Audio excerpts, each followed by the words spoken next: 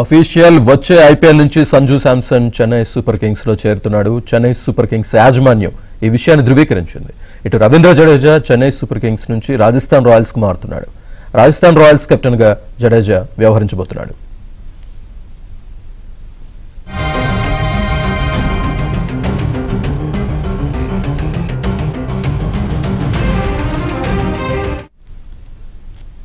ఇక 2008లో రాజస్థాన్ రాయల్స్ తో జడేజా కెరీర్ ను ప్రారంభించాడు. ఇటు జైపూర్ పిచ్ లో జడేజాకు బాగా సూట్ అవుతాయని రవిచంద్రన్ అశ్విన్ విశ్లేషించాడు. అంతేకాదు రాజస్థాన్ రాయల్స్ కు జడేజా షిఫ్ట్ కావడాన్ని కూడా అశ్విన్ సమర్థించాడు.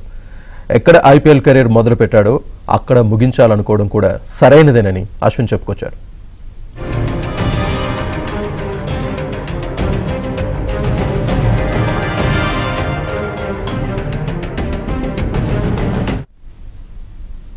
సిఎస్కే 2010, 2011, 2018, 2021, 2023లో ఐపీఎల్ ట్రోఫీని గెలిచింది. ఈ ఐదింటిలో 3 సార్లు జట్టు విజయాల్లో రవీంద్ర జడేజా కీలకంగా ఉన్నాడు. అంతేకాదు 2022 సీజన్లో కొన్ని మ్యాచ్లకు కెప్టెన్సీ కూడా చేశాడు.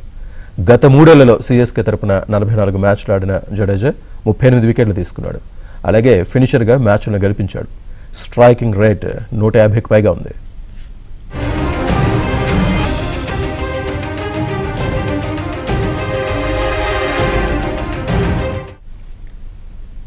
అయితే చెన్నై సూపర్ కింగ్స్ ఆలోచన మరోలా ఉంది. ధోని తర్వాత జట్టుకు సరైన మార్గనిర్దేశకుడు ఉండాలని సిఎస్కే భావిస్తోంది.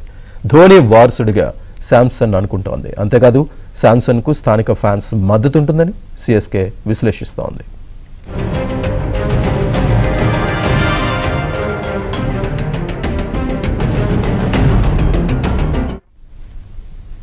మరోవైపు వచ్చే ఐపీఎల్ నుంచి జట్లలో భారీ మార్పులు ఉండబోతున్నాయి.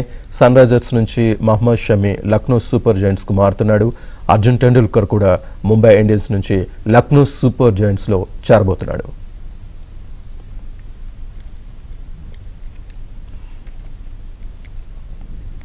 ఇక రవీంద్ర జడేజాతో పాటు శామ్ కరన్ చెన్నైని వీడి రాజస్థాన్ రాయల్స్ లో చేరుతున్నాడు. సో మొత్తంగా ఈ టీమ్స్ కి సంబంధించి ఎట్లాంటి మార్పులు జరుగుతున్నాయి, సో ఫర్దర్ గా ఏ విధంగా ఉండబోతుంది అనేది మనతో పాటు విశ్లేషించడానికి స్పోర్ట్స్ అనలిస్ట్ వెంకటేష్ గారు ఉన్నారు. వెంకటేష్ గారు, good evening. Good morning. So total గా టీమ్స్ అన్ని కూడా అటు ఇటు షఫల్ అవుతున్న పరిస్థితి కనిపిస్తోంది, అటు ఇటు మారుతున్నారు. సో ఏ విధంగా ఉండబోతోంది ముందు? ఈసారి ఎప్పుడు లేదుగా చాలా ఎక్కువ ట్రేడింగ్ జరిగింది. బిఫోర్ రిలీజియస్ రిటెన్షన్స్ అనౌన్స్ చేయడానికి ముందే ఈరోజు సాయంత్రం 5 o'clock వరకు డెడ్ లైన్ ఉంది. అతిపెద్ద ట్రేడ్ డీల్ ఏంటంటే సంజు శాంసన్ అండ్ రవీంద్ర జడేజా. ఇక్కడ ఇద్దరు టాప్ ప్లేయర్స్ మధ్య ఇలాంటి ట్రేడింగ్ ఐపీఎల్ లో ఎప్పుడు జరగలేదు.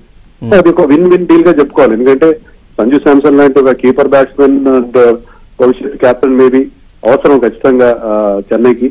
ధోని మనతో కాలం కొనసాగే పరిస్థితి లేదు. సో అలాగే జడేజా లాంటి ఒక ఆల్రౌండర్ కూడా రాజస్థాన్ కి అవసరం. జడేజాతో పాటు శామ్ కరన్ మరో ఆల్రౌండర్ కూడా, వాళ్ళ ఆల్రౌండర్స్ లేక ఇబ్బంది పడుతున్నారు. లోయర్ ఆర్డర్ లో వాళ్ళకి ప్రాబ్లం. టాప్ ఆర్డర్ చాలా బాగుంది. ఎస్ఎస్సి జైస్వాల్, వైభవ్ సూర్యవంశీ లాంటి వాళ్ళు ఉన్నారు కాబట్టి టాప్ ఆర్డర్ బాగుంది. సో రెండు టీమ్స్ కి చాలా లాభదాయకమైన డీల్ గా చెప్పుకోవచ్చు. అలాగే మహమ్మద్ షమి వెళ్ళిపోవడం వల్ల ఒక 10 crores సన్ రైజర్స్ కి వస్తే సన్ రైజర్స్ క్యామరన్ గ్రీన్ కి గురిపెట్టినట్టుగా ఉన్నారు.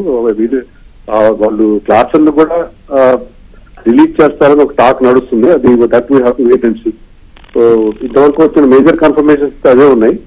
అలాగే ముంబై ఇండియన్స్ కూడా షర్టన్ రోదర్ఫోర్డ్ తీసుకున్నారు. అలాగే శార్దుల్ ఠాకూర్ ముంబై లోకల్ ప్లేయర్ కూడా వాళ్ళు తీసుకున్నారు. ఇప్పటి వరకు కొన్ని డీల్స్ మాత్రమే ఫైనలైజ్ అయినాయి.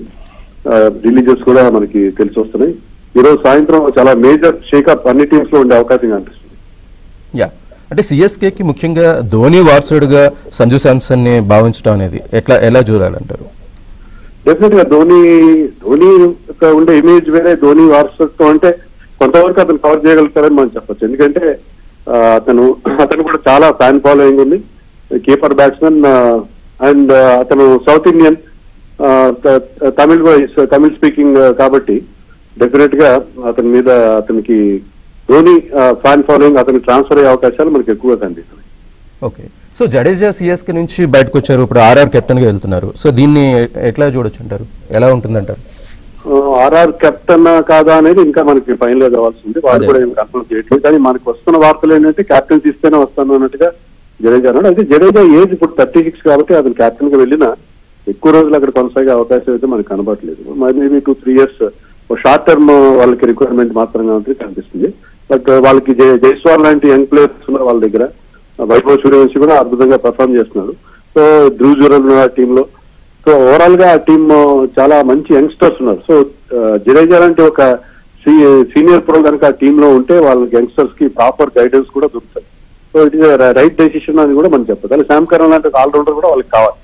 సో ఏ రకంగా చూసుకున్నా రాజస్థాన్ కి చాలా బెనిఫిషియల్ ట్రేడ్ గా చెప్పవచ్చు. ఢిల్లీ క్యాపిటల్స్ కి సతీష్ రాణా వెళ్ళడానికి దాన్ని ఎట్లా చూడాలంటారు? ఢిల్లీ నితీష్ రాణా ఫ్రమ్ ఢిల్లీ కాబట్టి అది అతనికి హోమ్ కమింగ్ అవుతుంది. సో అది అతను కూడా అక్కడ ఢిల్లీ ఫిరోజ్ షా కోట్లా ఉన్న ఫెమిలియారిటీ కూడా పనికొస్తుంది. ఢిల్లీలో కూడా వాళ్ళకి మేజర్ ప్రాబ్లం ఏంటంటే వాళ్ళకి మిడిల్ ఆర్డర్ లో సరైన బ్యాట్స్మెన్ లేని ప్రాబ్లం ఉంది వాళ్ళకి. అది తీరుతుంది. మనం రాజస్థాన్ చెప్పుకున్నట్టు రాజస్థాన్కి ఆల్రెడీ మంచి స్ట్రాంగ్ ఇండియన్ కోర్ ఉంది వాళ్ళకి రియాన్ పరాగ్ కూడా ఉన్నాడు. సో వాళ్ళకి బ్యాటింగ్ లో ప్రాబ్లం లేదు, వాళ్ళకి బౌలింగ్ లో ప్రాబ్లం. సో దీనివల్ల ఏంటంటే నితీష్ రాణాని రిలీజ్ చేయడం వల్ల వాళ్ళకి అడిషనల్ గా 4 crores అమౌంట్ కూడా దక్కుతుంది. కాబట్టి దాంతో వాళ్ళు మరొక మంచి బౌలర్ ని కానీ ఒక స్పిన్నర్ ని కానీ తీసుకునే అవకాశం ఉంటుంది. సార్ ఈ సన్ రైజర్స్ నుంచి మహమ్మద్ షమి కూడా మారుతున్నాడు కదా, సో ఈ ఇంపాక్ట్ ఎంతవరకు ఉండొచ్చు అంటారు? మహమ్మద్ షమి సన్ రైజర్స్ అవసరమే, కానీ లాస్ట్ ఇయర్ అతని పర్ఫార్మెన్స్ చాలా ఆర్డినరీగా ఉంది. అది ఇంజరీ ప్రోన్ గా ఉన్నాడు. ఇటీవల కాలంలో అతను ఇంజరీస్ అవుతున్నాయి. బట్ అతను రిలీజ్ చేయడం 10 crores వస్తుంది. దానివల్ల ఒక మంచి ఫారిన్ ఫాస్ట్ బౌలర్ కానీ లేకపోతే ఇండియన్ బౌలర్ కూడా తీసుకునే అవకాశం. నటరాజన్ ని ఢిల్లీ క్యాపిటల్స్ రిలీజ్ చేసే అవకాశం ఉంది కాబట్టి నటరాజన్ గతంలో సన్ రైజర్స్ చాలా బాగా పర్ఫామ్ చేశారు. సో షమీ ప్లేస్ లో వాళ్ళు నటరాజన్ తీసుకునే ఛాన్స్ కూడా మనకు కనిపిస్తుంది. సో అర్జున్ టెండూల్కర్ కూడా ముంబై నుంచి వేరే దానికి ఏదో షిఫ్ట్ అవుతున్నారు కదా సార్, దాని అర్జున్ టెండూల్కర్ లక్నో వెళ్తున్నాడు. కానీ అర్జున్ టెండూల్కర్ ముంబై టీమ్ లో ఉన్నా కూడా ఆడిన మ్యాచ్లు చాలా ఎక్కువ ఏంటంటే అతను టెండూల్కర్ కొడుకుగా అతన్ని మొహమాటానికి తీసుకున్నారని అనుకోవాలి మనం. ఎందుకంటే అతని పర్ఫార్మెన్స్ ఇప్పుడు ప్రస్తుతానికి గోవా కాకపోతే బాగానే అతను రంజీలో బాగానే పర్ఫార్మ్ చేస్తుంది అస్సాం పేసర్. కానీ ఐపీఎల్ టీమ్ లో 11 లోకి బ్రేక్ అవ్వడం అతనికి కష్టంగా ఉంది. ఎందుకంటే అతనికంటే బెటర్ టాలెంటెడ్ ప్లేయర్స్ చాలా మంది కనిపిస్తున్నారు. బట్ అతనికి ఎప్పుడైతే ఫ్రాంచైజీ మారాడో అక్కడ అతనికి ఛాన్సెస్ ఎక్కువ పెరిగే అవకాశం. ముంబైలో ఆల్రెడీ ఎగ్జిస్టింగ్ వాళ్ళకి బుమ్రా లాంటి మంచి టాప్ క్లాస్ బౌలర్స్ ఉన్నారు కాబట్టి అక్కడ అవకాశం రాలేదు. బహుశా లక్నోలో అతనికి బ్రేక్ అవడానికి 11 లోకి రావడానికి అవకాశం దొరకచ్చని అనుకోవచ్చు.